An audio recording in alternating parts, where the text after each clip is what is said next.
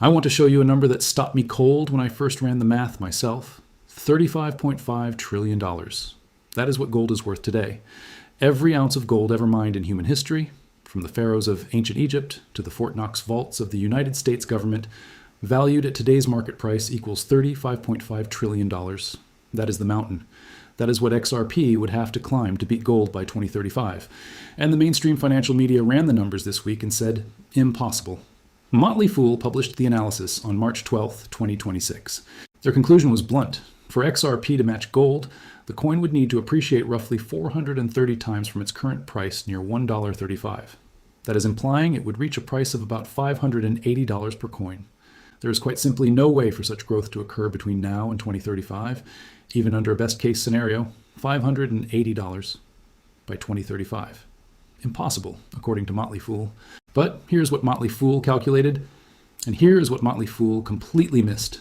And the gap between those two things is the most important conversation any XRP holder can have right now, because the question is not whether XRP can beat gold by 2035.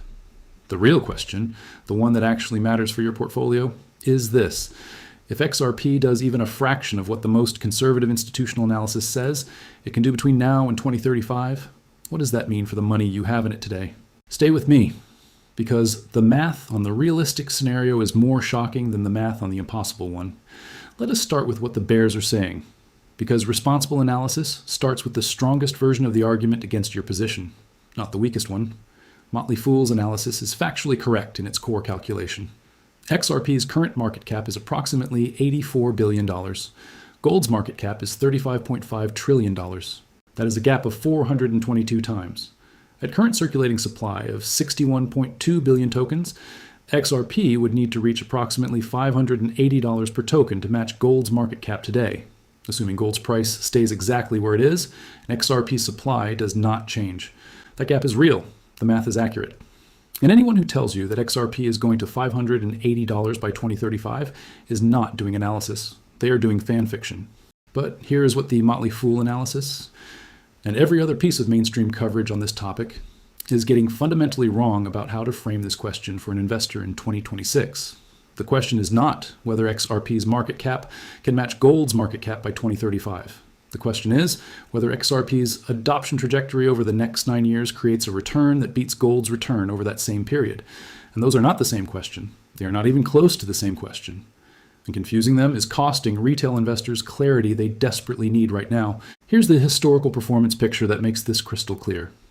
Over the last 7 years, from 2019 through early 2026, XRP has returned approximately 328%. Gold over the same period has returned approximately 286%. XRP outperformed gold by 42 percentage points over a 7-year period that included XRP's SEC lawsuit, multiple crypto market crashes, and one of the most brutal regulatory environments any digital asset has ever survived. XRP outperformed gold even through all of that. Even with the SEC lawsuit dragging on for 4 years.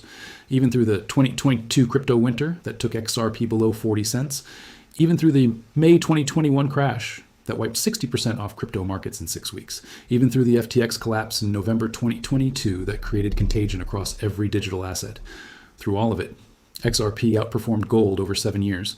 Now the SEC lawsuit is resolved. The Clarity Act has an 80% probability of passage by April. Goldman Sachs is the largest institutional XRP ETF holder with $153.8 million in disclosed positions. A $1.6 trillion European financial institution was integrating Ripple's blockchain infrastructure for cross-border payments and custody. As of February 2026, Japan has reclassified XRP as a formal financial product. Arizona lawmakers are actively lobbying to add XRP to the state's Strategic Reserve Fund. Ripple received conditional approval for a U.S. National Trust Bank charter in December 2025. Every single one of those developments is new since the period when XRP was already outperforming gold. The tailwinds behind XRP's next 7 years are categorically stronger than the tailwinds behind the last 7, and gold's price is already at record highs, which means gold's future returns are competing against a much higher baseline than XRP's future returns are. Now here is where the math gets genuinely shocking. And I want to do this calculation as carefully and honestly as possible because this is the part that actually matters for your decision making. The conservative analyst consensus for XRP by 2030 is between $4.67 and $26.97, depending on the level of institutional adoption and the regulatory environment. Benzinga's analysis puts the average forecast at approximately $5, representing a moderate growth path where XRP gains steady adoption in remittances and payments, but does not fully disrupt traditional finance. $5 by 2030, from $1.41 today. That is a 255% return in 4 years. Gold's 4-year return from its current record high of approximately $3,100 per ounce would need to reach approximately $10,900 per ounce to match that return. That is not impossible, but it requires gold to more than triple from already historically elevated levels, while central banks are simultaneously exploring digital currency alternatives that could reduce gold demand over time. The base case analysis for XRP by 2035 gives you a range of approximately $6 to $28. Changely puts the 2035 maximum at $7.19. Standard Chartered's year-by-year roadmap shows $7 by 2027, $12.60 by 2028, $19.60 by 2029, and $28 by 2030.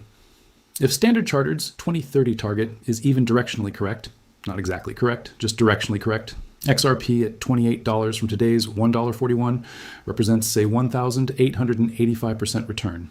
1,885% from today's price, under the base case institutional analysis from one of the world's most reputable banks.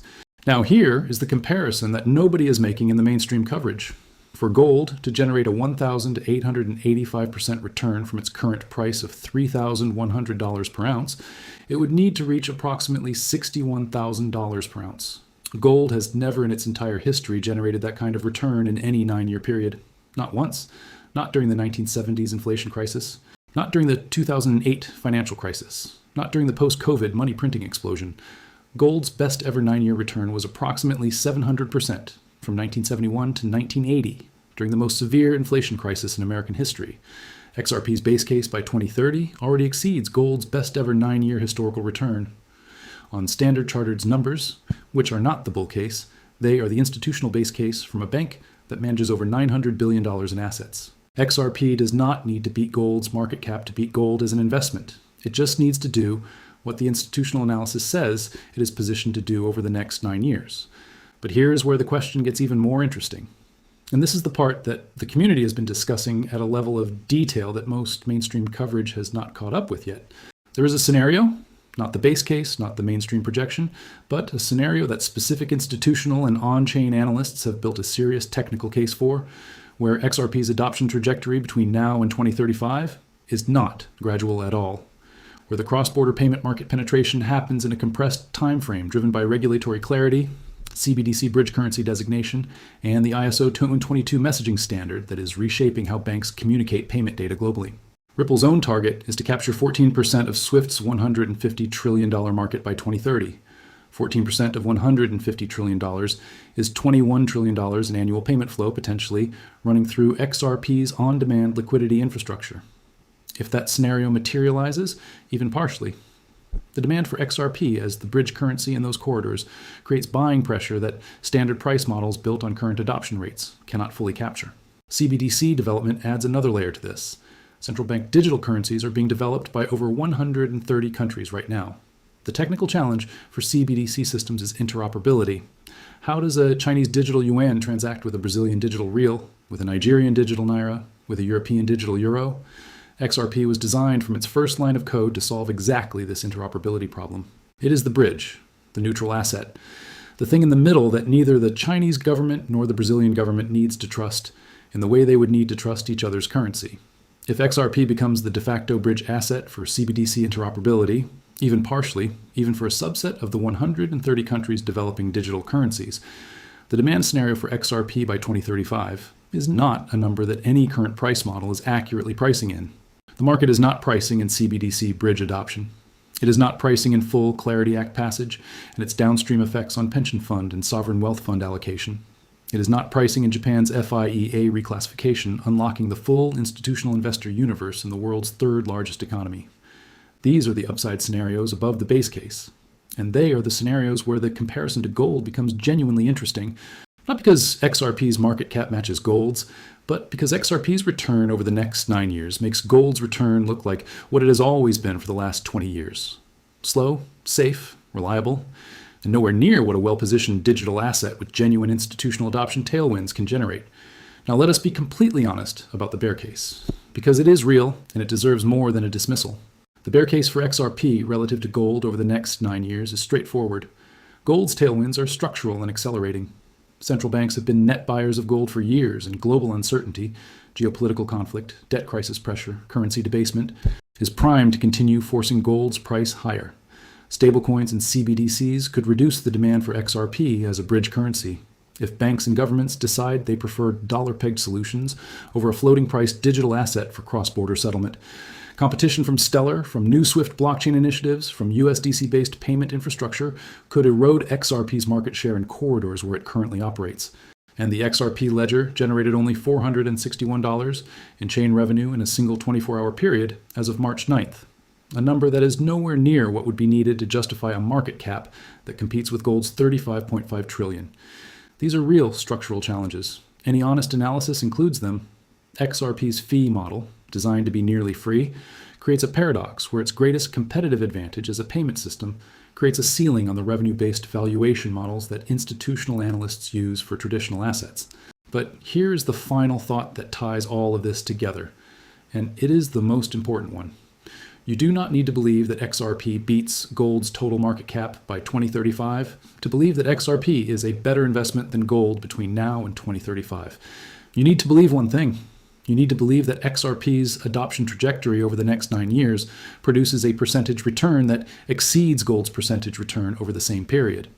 Given that XRP already did this over the last 7 years, through a regulatory nightmare that no other major digital asset faced at the same scale, and given that the regulatory environment, the institutional adoption curve, and the global payment infrastructure build-out are all now moving in XRP's favor simultaneously for the first time in its history, that is not a difficult argument to make. Gold is the safest store of value on the planet. It has been for 5,000 years. Nobody serious is arguing with that, but safe and best returning are not the same thing. And in 2026, with XRP at $1.41, with Goldman Sachs as its largest ETF holder, with Aviva and Deutsche Bank building on its ledger, with the Clarity Act approaching passage, the question is not whether XRP can beat gold's market cap.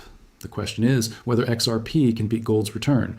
And 9 years of institutional adoption tailwinds that have never existed in XRP's history before right now say that the answer to that question is yes. The math does not need to reach $580 to shock you. The math on the realistic scenario, the $10, the $28, the institutional base case, is already more than enough to explain why Goldman Sachs opened its wallet and why the smart money is positioned where it is. If this breakdown gave you a clearer and more honest picture of the XRP versus gold question, hit the like button so more investors can access this kind of data-driven analysis instead of the headlines that tell half the story. Subscribe to stay updated as the institutional adoption curve develops through 2026 and beyond. And drop your honest answer in the comments right now. Are you holding XRP as your gold alternative, or are you holding both? Because that conversation is where the most important thinking in this community always begins. Stay data-driven. Stay patient. The mountain does not need to be climbed in one step.